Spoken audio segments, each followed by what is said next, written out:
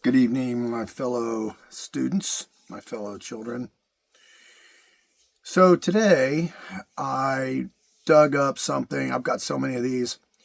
I heard a pastor, a man from Africa, talk about how humans have an appetite for inconsistency. And I thought about it, and I've added notes and I've added thoughts to it, and I've kept looking at it. And I'm going, when I was a kid, woke up and the only way to get muscle was to constantly work out. The only way to get smarter was to constantly study. The only way to get girlfriends was to constantly work at getting girls. Or to boat, or because I live near the water. But I also came up with the idea, I sat there and I thought about it. Inconsistency has been weaponized against us. It has now been turned into an altar where we worship at the altar of inconsistency because it teaches us that, we'll get to it tomorrow. We can push it off. We don't really need to do it today. What we did yesterday was enough to get us through today. And I've got actually two screens open here. And what I did was I did a study on it about this African man that came up with this. And it was very good. It was very hard to understand.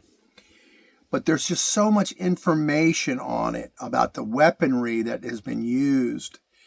But if you look at, let me scroll down here on this side of my notes. This is word versus word. I mean, this is actually the conclusion. I'm going to start with it first. The world says it's divide your attention, multitask, follow your feelings instead of do what God says and be obedient. Keep the truth flexible, the gray area. Don't set your truths in stone. Don't be held accountable. Stay entertained. Stay comfortable. I'll tell you right now, I got a backache. It's like, okay, I got a backache. Compromise gradually. Drift. Keep changing your positions. Avoid conviction. Avoid confrontation. You know what the word says? Be single-minded. Stay watchful. Hold fast without wavering. Guard your heart. Resist the enemy. Walk in truth. And love God with your whole heart. Which of those two would you choose? Let me go over here and look real quick. I mean, I have a lot of notes. I might have dug myself a hole on this one. Plus, when I do the studies on this is one of the things I'm going to keep pushing, whether the pastors and churches get mad at me or not. But you can do your own research. You can skip the middleman. You have to learn to question AI. I'm using ChatGPT. I've even got a name for it. If I do search for products, it actually throws in a spiritual side to it. That's how much I use it for. But I also throw in the ancients, all the big-time religious figures that came after the apostles passed, the late 90 AD on forward. One of them is Augustine. We've got a little thing here. You have made us for yourself. This is God talking. And our heart is restless until it rests in you. I mean, do you hear these? Do you hear these words? Instead of taking care of ourselves, we take care of others. It has to be done on a daily basis. That's why I say, every day, practice picking up your cross. It will give you the strength to endure till the end. He who speaks one thing but does another condemns himself. No, but I'm trying to get down here to the end on this side where it gives a lot of different things here, like the enemy's plans and tactics. Divide our hearts, distract our minds, distort the truth. Come on. Do you see what we're fighting against now? You're going to go online and you're going to look at people that say, oh, if it just weren't for this, because these people are this color, because these people believe this, because they're this gender, because they're gender fluid or whatever it is, and they don't think the way I think. We can't. If people would just think the way I think. My mom told me a thing a long time ago. I think it was Ben Franklin. When we're all thinking alike, no one's thinking. Think about it. Distort the truth, deaden your zeal. There's a thing, it's called acedia. It's the noonday demon, where you just get lethargic. Sloth. You have to stay on top of your life. Addiction is a great way to avoid it. Believe me, I know how this works. So, did a synopsis here. Our appetite for inconsistency comes from divided love. Our fallen heart is from God and the world.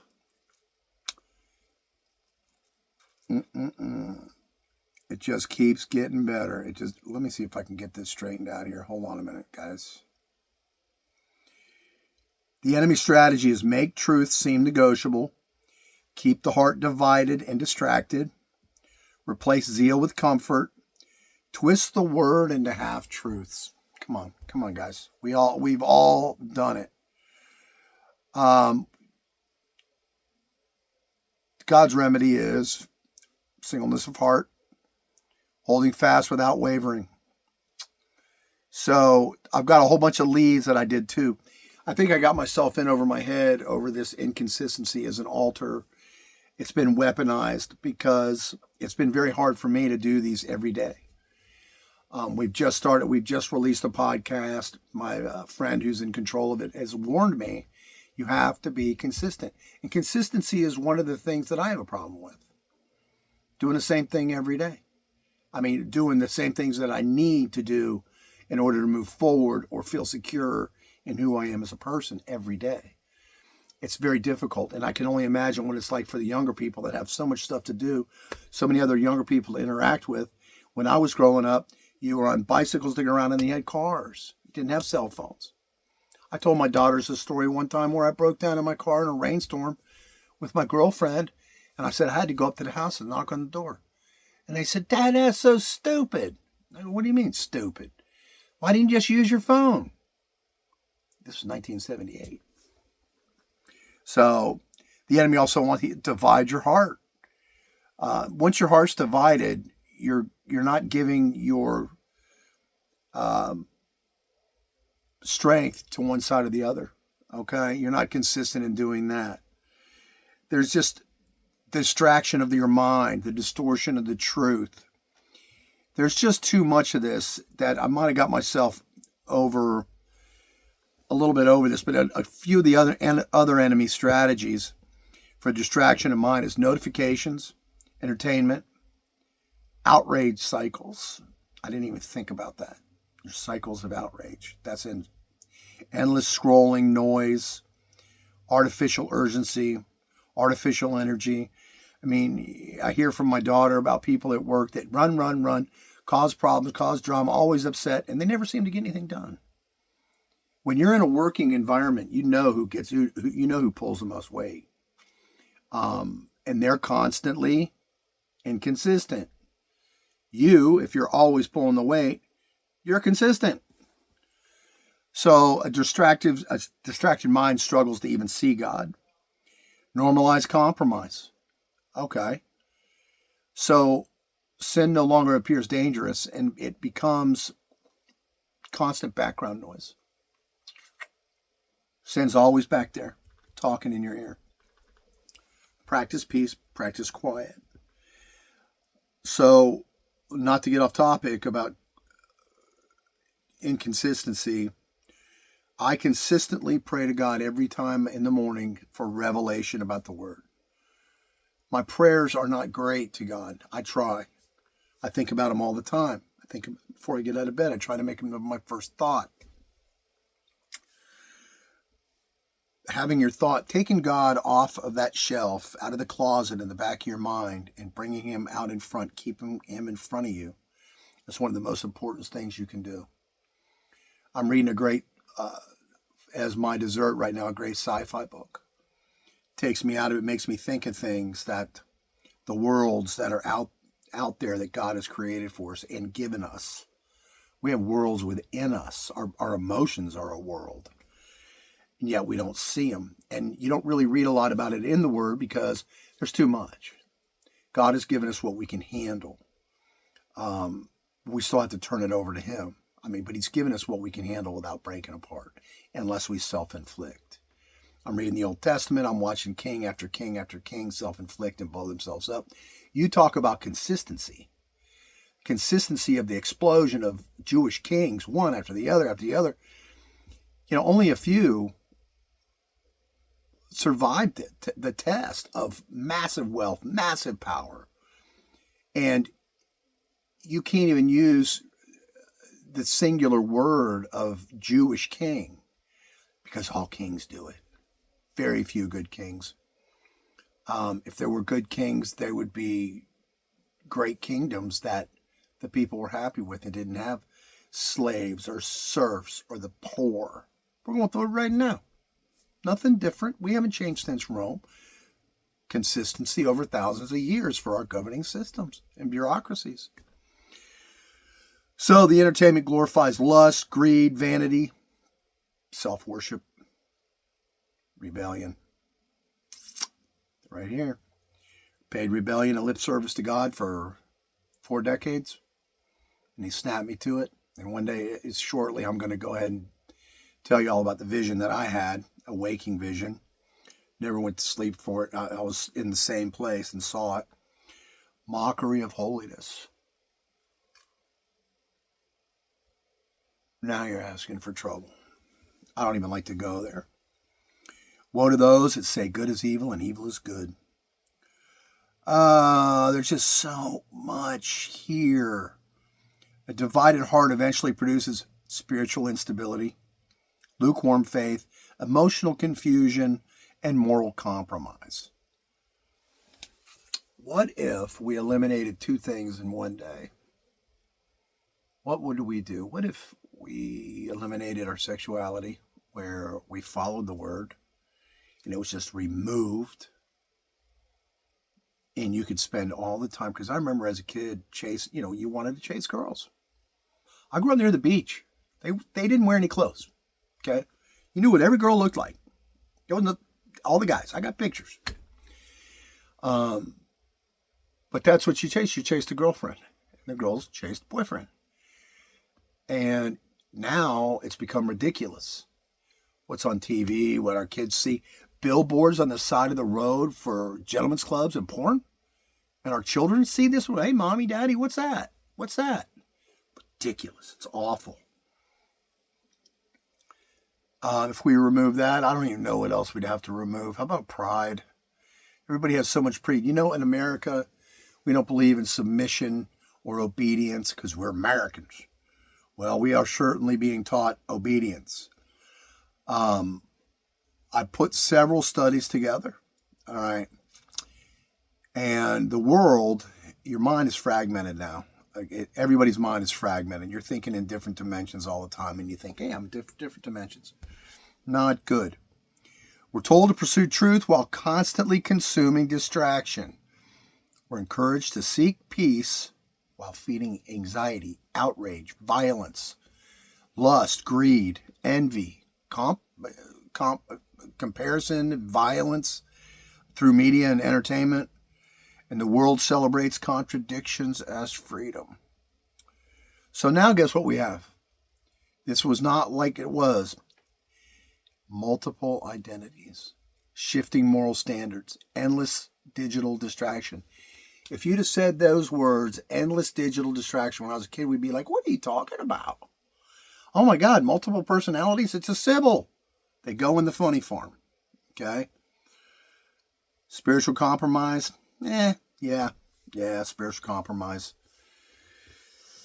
What else have we got here? Let me look, let's see. So, also, it produces lukewarmness. I've taught about this, about fence sitting. Oh boy, Jesus vomits you out of his mouth. Because we just don't care anymore. We have other things. We make billionaire, possible trillionaires our idols. And we're lukewarm in the fact that, oh, look, there's our idol.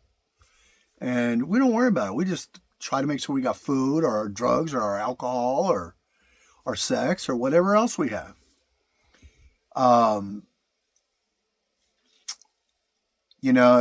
The lukewarm believer doesn't study that much. They go on Sunday. And I hear from people all the time that don't go to church about people that go to church. And the people that go to church on that Sunday, they come all pumped up, on Monday and want to preach to everybody. And I've left parking lots where as soon as they're out of the church, they're driving like maniacs. People lose their spiritual sharpness when they're not doing it. Practice picking up your cross daily. Oh, there's a lot here. Focus your minds on the things above, not the things below. That's in Colossians. Let's hold fast without wavering. God wants you to stand in the line. God's words will never pass away. Those who hope in the Lord will renew their strength. So we're going to reiterate, and I'll close it up. Inconsistency in your eating, your exercise, your family life, your job, and then finally your spirituality. And they shouldn't come in that order. Everything's built on something you can't see, the unseen realm, the unseen world. I've seen it. I see what's right there around us all the time. You're never alone. Never alone. So let's reiterate. The world says divide your attention, follow your feelings, keep truth flexible, stay entertained, stay comfortable, avoid conviction, compromise gradually, and avoid confrontations if you can. I mean, spiritual confrontations, you just don't go to bed angry.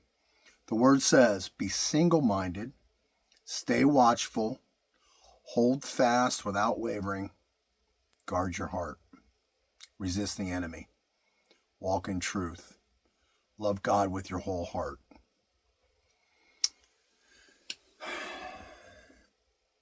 If you're not happy with who you are, turn to Jesus. He's the only way you got to go. And I'm going to be honest with you. This weapon called AI is a weapon. It's a two-edged sword. It's going to go against us. So we have to make it work for us while we can. And I'm going to show exactly how I go and find all the things that I do and all the things I think. I've got books of stuff that I want to talk to God about, and I need the information. And AI pulls the information out of the Word. And you can even ask it, give me a bibliography. Tell me where you got all this information. And you can be protected before you expose yourself to people that say, I believe in God, I believe in Jesus. And then you get unqualified outcomes where you don't know, what am I dealing with here? Because the people that know the Word, they're all going to be held accountable. We're all going to be held accountable. But the more someone gets into the Word, if they abuse their little children, abuse the children of God, there's going to be big problems. But they're out there, and they're not afraid. So, again, arm yourself spiritually. Study. Use this tool as long as you can, because eventually it's going to be yanked away from us. There's stories about the books that were burned back in Nazi Germany days. Well, you should look up and see what kind of books those were. Those weren't Bibles being burned. But I can see the day where a lot of things are going to disappear, and you're going to need to have a basis of faith that steps outside of human nature. And you're going to have to fight your own nature. Go with God. Talk to you soon.